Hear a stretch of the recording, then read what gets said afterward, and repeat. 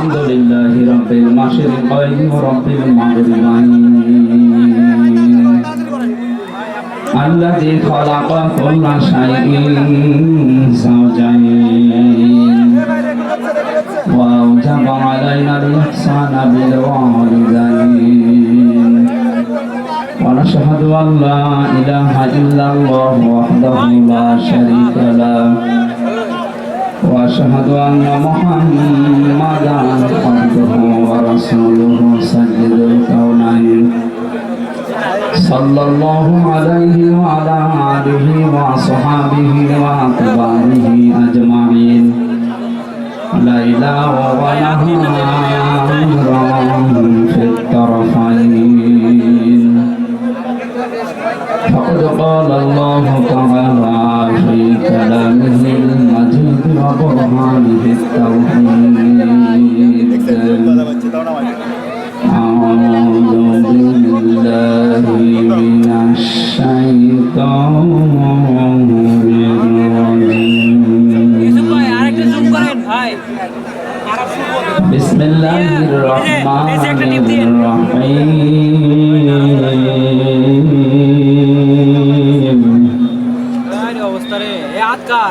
يا أيها الذين آمنوا اتقوا الله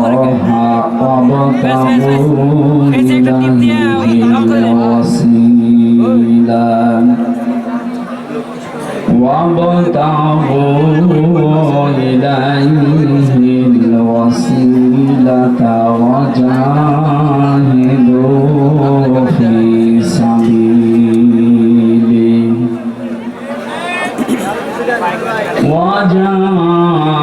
وجاهدوا في سبيله لعلكم تفلحون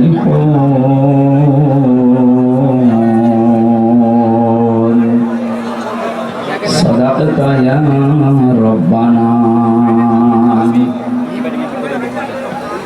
عن أنس رضي الله تعالى عنه قال قال النبي صلى الله عليه وسلم القيس من دان نفسه وعمل لما بعد الموت والعاجز من اتبع نفسه هواها وتمنى على الله رواه الترمذي وقال تعالى في شان حبيبي وما زادهم إلا إيمانا وتسليما اللهم صل على سيدنا مولانا محمد وعلى آل سيدنا مولانا محمد الحمد لله কে আরম্ভ করেছেন এই কয়জন মানুষকে এরকম সমস্যা করলে হবে? আর এরা যে দাঁড়িয়ে আছে কি এখানে কি ভেজা নাকি জায়গা কি?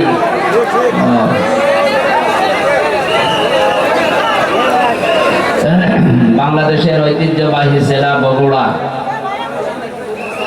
শ্রদ্ধার সাথে স্মরণ করছি এই জেলার কৃতি সন্তান বাংলাদেশের সাবেক প্রেসিডেন্ট শহীদ জিয়াউর রহমান। আল্লাহ রাব্বুল আলামিন তার কবরটাকে জান্নাতুল ফেরদাউস যেন বানিয়ে দেন। গাবতলী থানার অন্তর্গত খফি মাদ্রাসার উদ্যোগে তাফসীরুল কোরআন মাহফিলের স্বনামধন্য সভাপতি অত্র এলাকার স্বনামধন্য ব্যক্তিত্ব জনাব আলহাজ মাকসুদুর রহমান বিপ্লব,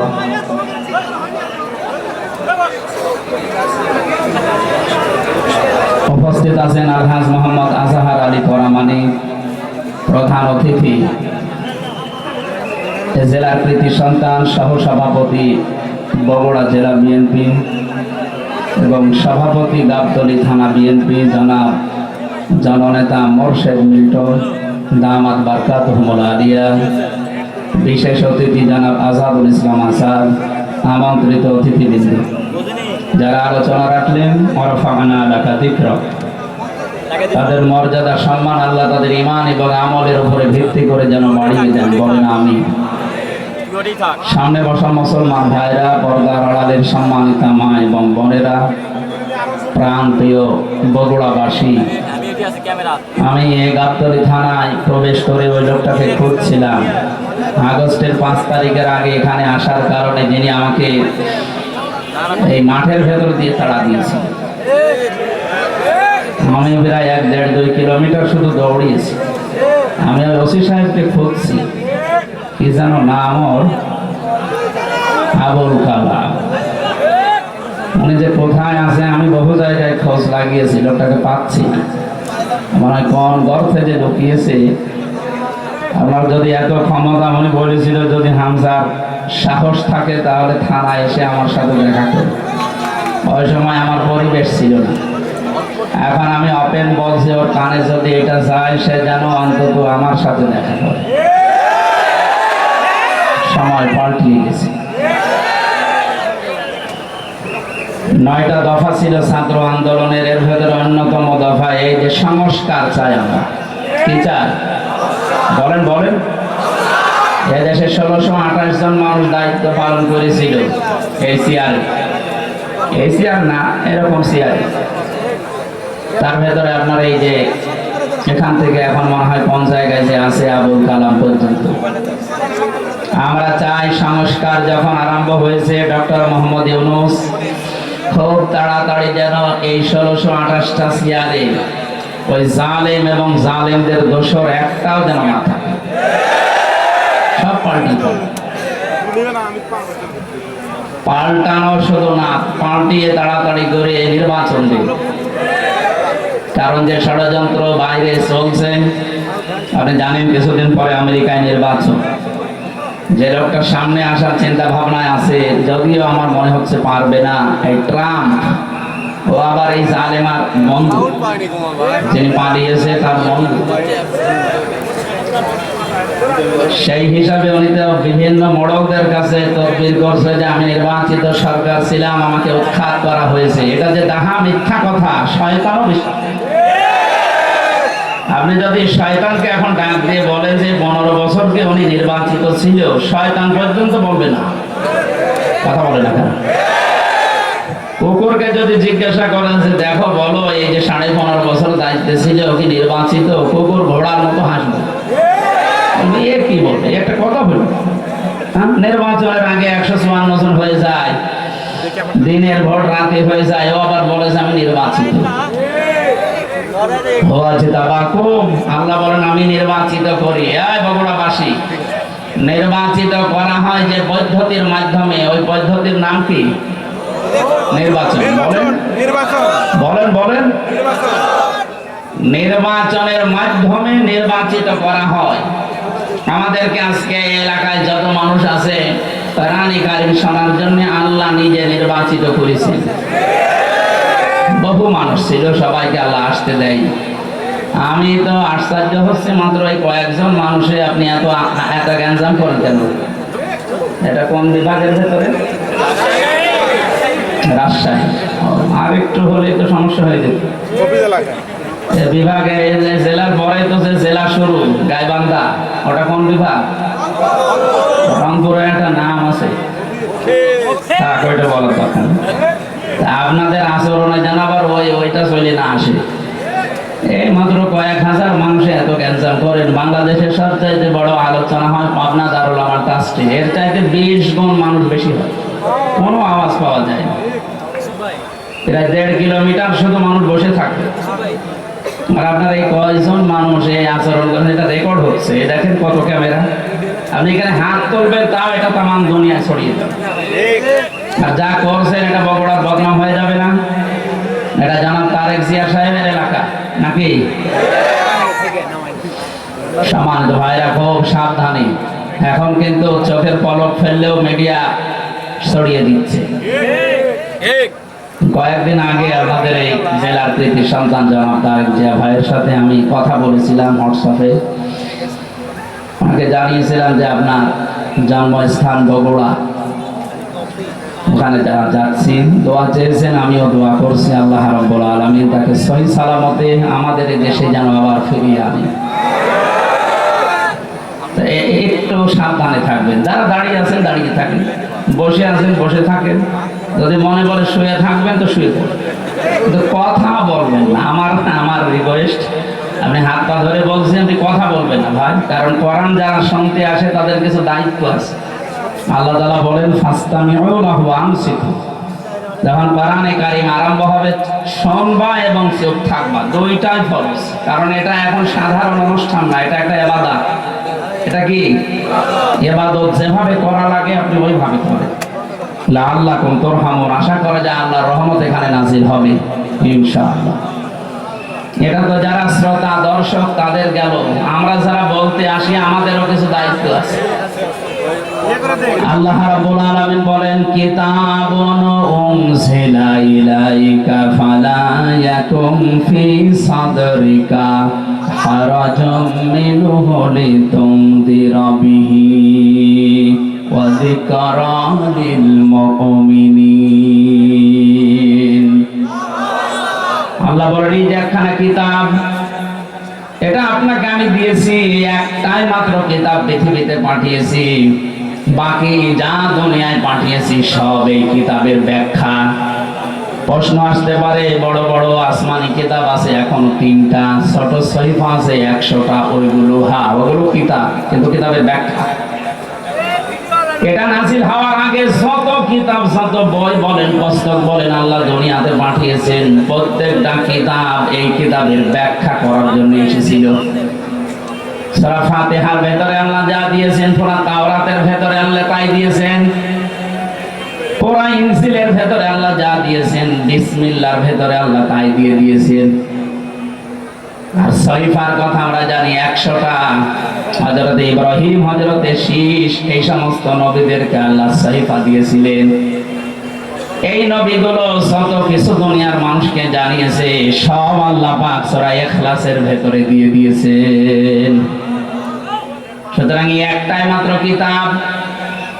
হে নবী, আপনাকে আমি এটা দিয়েছি, শুধু চুমা খাবেন আর মাথার উপরে রেখে দেবেন। এদেশে তো এটা চলে। এই কিতাব আমি কেন দিলাম জানেন? হাদা বায়ানুল লিন্নাস, আপনি এটা বর্ণনা করবেন মানুষের সামনে। কোন মানুষ? লিন্নাস, লাম শব্দ ব্যবহার করা হয় আরবি গ্রামার অনুযায়ী 13টা অর্থে।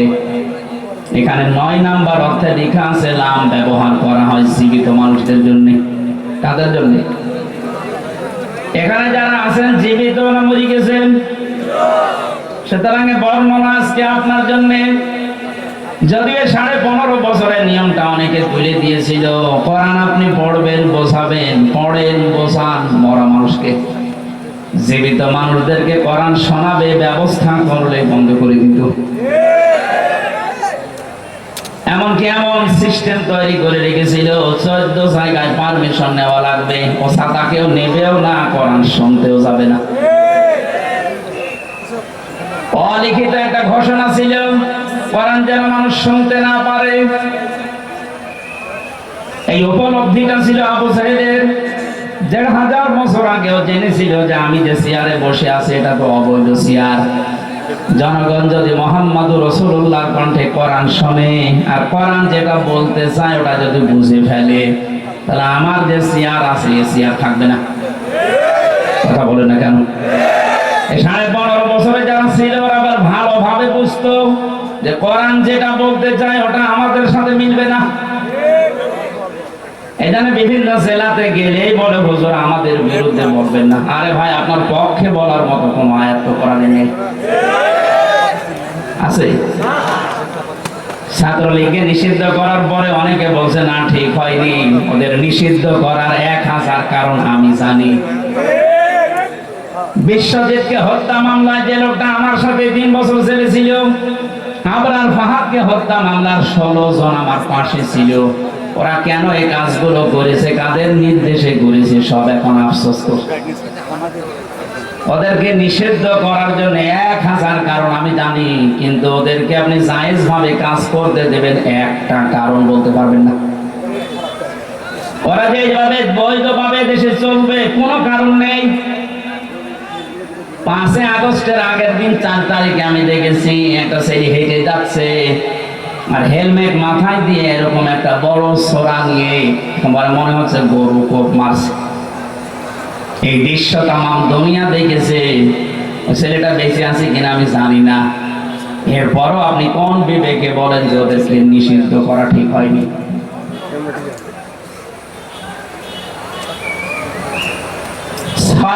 2006 সালে আগস্টের অক্টোবরের 28 তারিখে যে দৃশ্য ওরা দেখিয়েছে তামাম পৃথিবী হতভম্ব হয়ে গেছে। আমি একবার সিরাজগঞ্জ থেকে যাচ্ছিলাম, ড্রাইভারের পেছনে বসে আছি, দেখি একটা কুকুর পড়ে আছে রাস্তার মাঝে। ড্রাইভার সাহেব কুকুরের উপর দিয়ে না দিয়ে বাম দিয়ে চালিয়ে দিল, গাড়ি একটা ঝাঁকি দিয়ে উঠেছে। জিজ্ঞাসা করলাম আপনি এমন করলেন কেন, এখনো উল্টিয়েছে তো গাড়ি।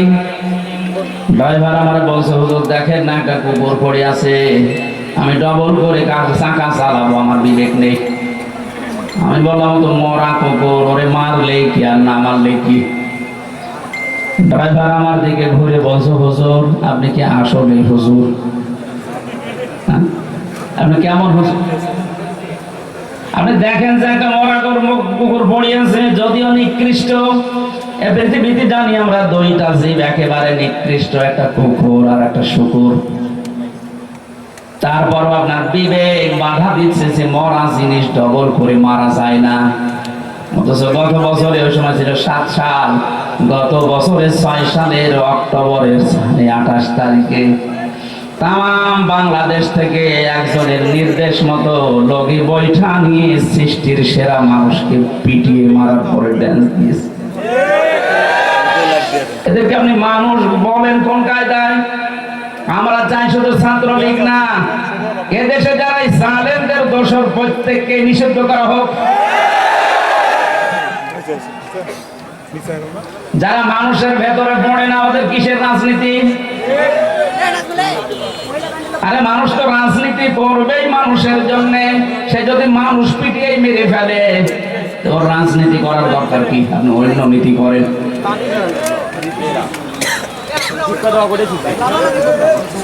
বগুড়াবাসী আমি যেটা বলতে চাই, লেন নাস আল্লাহ দিয়েছেন, লাম ব্যবহার করা হয় জীবিত মানুষদের কারণে। সুতরাং কোরআন শোনানো লাগবে, কোরআন বোঝানো লাগবে জীবিত মানুষকে না মরা মানুষকে। আমরা এই সিস্টেম পাল্টাতে চাই। মানুষ মারা গেলে দেখা যায় উনি ডাক দিয়েছে 10 জন হাফেজ মনে কোরআন শরীফ পড়ে, ও মরিয়ে গেছে পড়ি করবেন কি? ওর জীবনটা যদি কোরআন কেন্দ্রিক চলে তাহলে মরে গেলে পড়া লাগবে না, কোরআন তাকে সুপারিশ করবে। আর জীবন যদি চলে উল্টা পাল্টা, এই যে দরবেশের মতো 36,000 কোটি টাকা মারিকাটি করেছে, ওর সামনেও মরে গেলে কোরআন পড়লে ওর আযাব আরো বাড়বে। যখনই আপনি সুদের আয়াত, ঘোষের আয়াত, মানুষের টাকা আত্মসাতের আয়াত আসবে, হাফেজ সাহেব তো পড়িয়ে যাবে। গজবের ফেরেশতা ওর লাশের চারিদিকে থাকবে, জিজ্ঞাসা করবে বেটা কি পড়ে কোরআন দিয়ে, এটা তোর জীবনে ছিল? তার মানে ছিল না। ফেরেশতারা বলবে যাক আমাদের মনে ছিল না। কথা বলে না কেন? পাগলকে যদি বলা হয় নৌকা নাড়াবি না, ও বলে আমার মনে ছিল না। আপনি ফেরেশতাদেরকে তার স্মরণ করিয়ে দিচ্ছেন যে এই লোকটা টাকা পয়সা আত্মসাৎ করেছে, এরা আপনি পিটান। এই জন্য আমরা চাই এদেশে কিয়ামত পর্যন্ত 96% মুসলমানের দেশে কোরআন শরীফ চলবে, এটা গোপনে না, ওপেনে। বলেন কেউ যদি বাধা দিতে আসেন তারপর পরিণতি হবে ওই জালেমের মতো। এখানে কিতাব একটাই, মরণের পরে মানুষকে যে আমরা সবাই জানি যে প্রশ্ন করা হয় 3টা না 4টা প্রশ্ন করা হবে। হ্যাঁ, আপনি আমার সাথে বেশি জানেন। এটা মনে হয় ঠিক হয়, এটা না যাচ্ছে। ফ্যান দিয়েছেন কোথায়? উপরে।